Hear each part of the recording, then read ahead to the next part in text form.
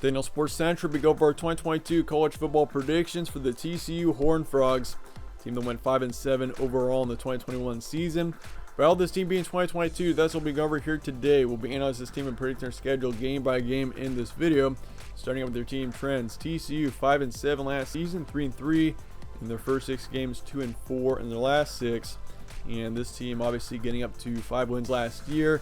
Kind of a disappointing season. They barely missed out on a bowl game, and also they released their head coach Gary Patterson in the middle of the season, which it was a bit of a surprise when that happened. There's no doubt. I mean, Gary Patterson being a head coach who's had a lot of success with TCU in the past. I mean, he's been around for over 20 years with this team. So obviously, when he was released, it was a huge deal for this football team, because he literally led TCU into the Big 12 from a couple of different lower level conferences. So I mean, that's obviously huge. And he also had a few really good seasons, led this team to some major bowl games and some major bowl wins, and simply just did not have the same success in the past 3-4 years. And so that led to his firing, which is, once again, I just don't know if I completely agree with it. I do think, I mean we'll see how this team does with Sonny Dykes, and he's certainly a head coach that I think has got some potential to lead this team back to some big success. But I mean, it's tough on a lot of things. It really changes up the recruiting, and some of the players are going to want to leave. And I mean, especially with a head coach of this long, and I mean, just considering the success that he had, I suppose it was bound to happen. But some notable games for TCU: they beat California 34-32, lost to Texas 27-32, close one there, but they take a loss. They took a couple of close losses here. Beat Texas Tech 52-31, beat Baylor 30-28, and got blown out to Oklahoma State on the road 17-63. Certainly that was an ugly loss, and I mean, things just kind of fell apart a little bit down the stretch. They did beat Kansas by 3, but that was certainly not the cleanest, the most impressive win there. So yeah, just a disappointing season, but looking forward to 2022 now. Your roster preview going to next season. Max Duggan's coming back, starting quarterback for this team for the past couple of seasons now. He's been around since 2019, and if you remember back to 2019, I mean, he was just absolutely just terrible. I mean, I'm not going to hold back in saying that. He was just a terrible quarterback in 2019. His stats were horrendous. 53% completion rate as a starting quarterback through 12 games. 15 touchdowns, 10 picks, just terrible stats. And so, I mean, going into 2020, his expectations were pretty low, and he did improve in 2020 versus 2019, and he was even better in 2021 with a 64% completion rate, 2,000 yards, 16 touchdowns, over 6 picks. So, I mean, he wasn't terrible in 2021. He's improving.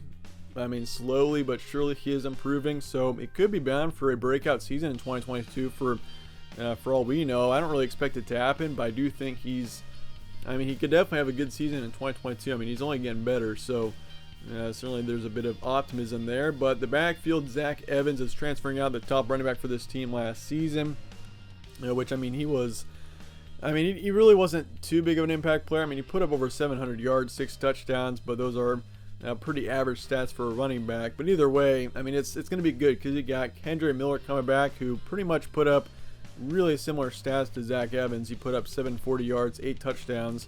So I'm really not too concerned about the loss of Zach Evans. And then, of course, you got Amari DeMercado coming back, your third in the backfield from last season, who put up 500 yards, 4 touchdowns. So backfield looks pretty good.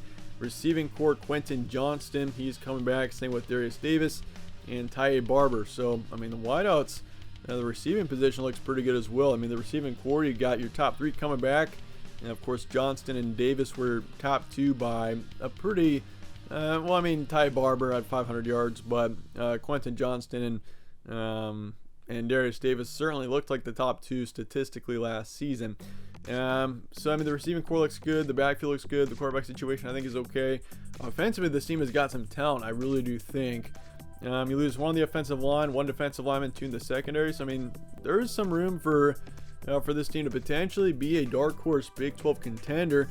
I mean, I've been seeing a lot of projections where TCU is expected to be like a 4 to 6 win team.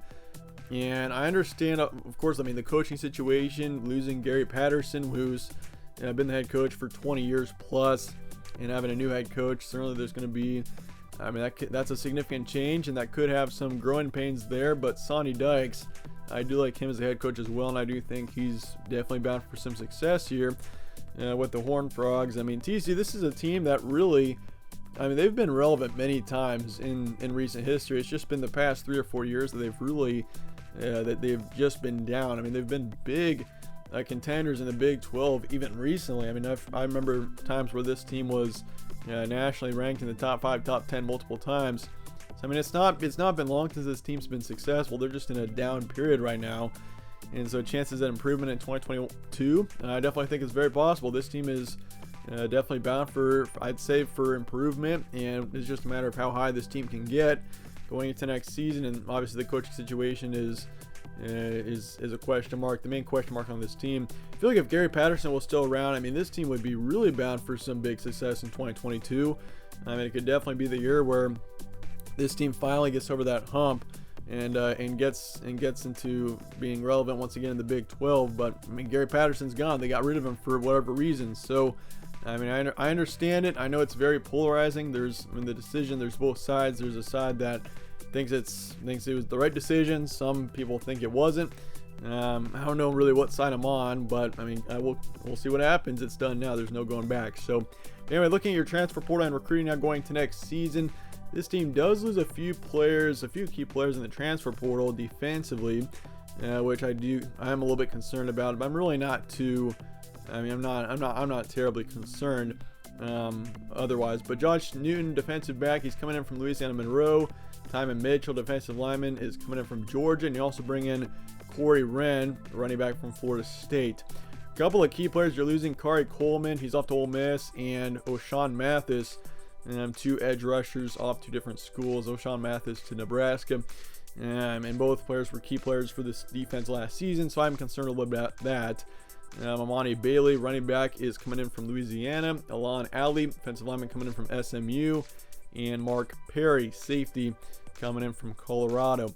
Otherwise, you bring in Jared Wiley, tight end from Texas. You lose Devon Armstead, safety, off to Sam Houston State. Amonte Watkins, running back to New Mexico State. Patrick Jenkins, defensive lineman, off to Tulane. A safety in the transfer portal as well, Earl Barquette, off to USC. Running back Zach Evans, mentioned him before, he's off to Ole Miss. And Caleb Fox, you bring him in, defensive tackle from Stephen F. Austin. Otherwise, recruiting 45th in the nation. You're 8th in the Big 12. So, I mean, recruiting is a bit down. You got 4 4-stars coming in and 10 3-stars. I mean, 45th in the nation isn't terrible. 8th in the Big 12. Obviously, you're in the bottom half there, but in the end, I'm not too terribly concerned. But looking at your schedule now going into next season, you got Colorado on the road in Week 1. And that's on a Friday night there. So you got a Friday night matchup on the road for your Week 1 matchup, which does concern me a little bit. I mean, this schedule in general definitely is not favorable for TCU. You got your bye week in Week 3, which is certainly not ideal. I mean, you'd probably rather have that bye week. I mean, the most ideal time would likely be towards the end of October there, likely after Week 6 or Week 7, just in case if you need to get some injuries healed up before the last stretch of the season. But for TCU, they don't have that this season. Their bye week is in Week 3. We got Tarleton State in Week 2, SMU on the road in Week 3 for 2 of your first 3 of your non-conference games there. You got Colorado on the road and SMU on the road, so you got 2 of your first 3 games on the road, which is also not very favorable. Then you got Oklahoma at home to start off your October. You got Kansas on the road, Oklahoma State at home, K-State at home, West Virginia on the road to finish out October. And then in November, you got Texas Tech at home, Texas on the road, Baylor on the road, and then Iowa State at home to finish out the season. So looking at September here, you got 3 games. You got Colorado on the road, which I feel like that's a winnable game.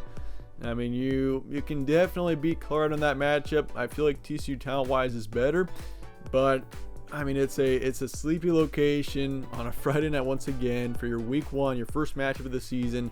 Going on the road in Week 1 is not usually very ideal, especially if you're playing on a Friday and you go on the road there. I think Colorado does beat you in a close one, even though it is still a very winnable game. You beat Tarleton State by a couple of touchdowns, and then you have your bye week, and then you go to SMU. You beat SMU by a touchdown or so, and so you're 2-1 heading into October.